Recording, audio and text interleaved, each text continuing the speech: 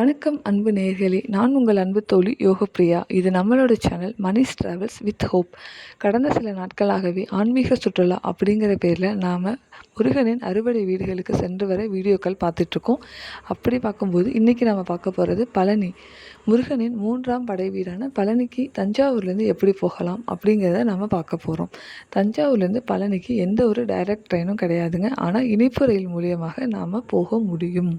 தாம்பரத்திலிருந்து நாகர்கோவில் வரைக்கும் செல்கின்ற அந்தியோதய அதிவிரைவு ட்ரெயினானது தினமும் காலை 4:40 மணிக்கு தஞ்சாவூருக்கு வருதுங்க. அந்த ட்ரெயினில் ஏறிட்டோம்னா காலை 7:15லேருந்து கொஞ்சம் லேட்டாகவே போனால் கூட 7:30க்கு நாம் திண்டுக்கல்லை சென்றடைய முடியும். அங்கே கொஞ்சம் நேரம் வெயிட் பண்ணோம்னா மதுரையிலிருந்து கோயம்புத்தூர் நோக்கி செல்கின்ற இன்டர்சிட்டி எக்ஸ்பிரஸ் ஆனது பழனிக்கு வழியாக தான் போகும். இந்த ட்ரெயின் காலை 8:25க்கு திண்டுக்கலுக்கு வருதுங்க. இந்த ட்ரெயினில் நம்ம ஏறினோம்னா காலை 9:30 மணிக்கெல்லாம் பழனிக்கு சென்றடைந்துடலாம். காலையிலேயே அவ்வளோ சீக்கிரம் போக முடியாதுங்களே அப்படின்னு சொல்லி யோசிச்சிங்கன்னா மதிய நேரத்தில் ஒரு ட்ரெயின் இருக்குங்க. மயிலாடுதுறையிலேருந்து செங்கோட்டை வரைக்கும் செல்கின்ற பயணிகள் ரயிலானது மதியம் 1:40க்கு தஞ்சாவூர்லேருந்து கிளம்புது.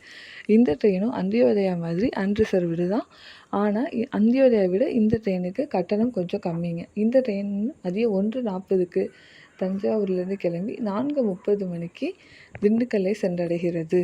அதே நேரத்தில் திண்டுக்கல்லேருந்து 5:10க்கு அதாவது ராமேஸ்வரத்திலிருந்து பழனி வழியாக திருவனந்தபுரம் வரைக்கும் செல்கின்ற அமிர்த எக்ஸ்பிரஸ் ஆனது மாலை 5:10க்கு திண்டுக்கல் வருதுங்க. இந்த ட்ரெயினில் நம்ம ஏறிட்டோம்னா 6:10க்கு நம்ம பழனிக்கு சென்றடைஞ்சிடலாம். ஆனால் இந்த ட்ரெயினில் 4 பெட்டிகள் மட்டுமே அன்ரிசர்வ்டு.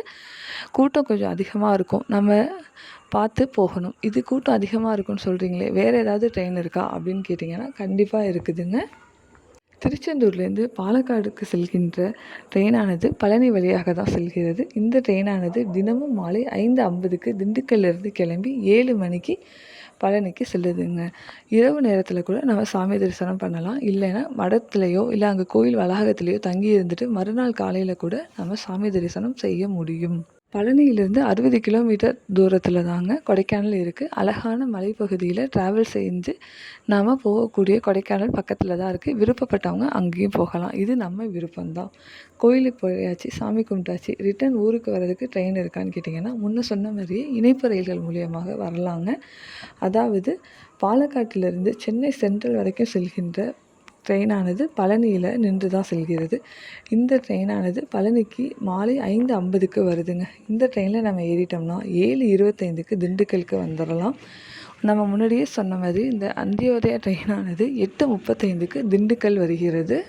அந்த ட்ரெயினில் ஏறினோம்னா இரவு 10:40க்கு நாம் தஞ்சாவூரை வந்து அடைஞ்சிடலாங்க. இந்த தகவல்கள் உங்களுக்கு பயனுள்ளதாக இருக்கும் அப்படின்னு நாங்கள் நம்புகிறோம். ஒருவேளை தஞ்சாவூர் மாவட்டத்தை சேராதவங்கள் கூட இல்லை தமிழகத்தில் பல்வேறு மாவட்டங்களில் இருக்கிறவங்களா இருந்தாலும் சரி, பக்கத்து மாநிலங்களை சேர்ந்தவங்களாக இருந்தாலும் கூட நீங்கள் திண்டுக்கலுக்கு வந்துட்டிங்கன்னா கண்டிப்பாக அங்கேருந்து பல ட்ரெயினுங்க நம்ம சொன்ன ட்ரெயின்கள் மூலியமாகவே நீங்கள் பழனிக்கு சென்றடைய முடியும். கோயம்புத்தூர் வழியாக போக ஒரு ட்ரெயின் இருக்கிறதுனால இந்த ட்ரெயின் உபயோகமாக இருக்கும்னு நம்புகிறோம். நன்றி.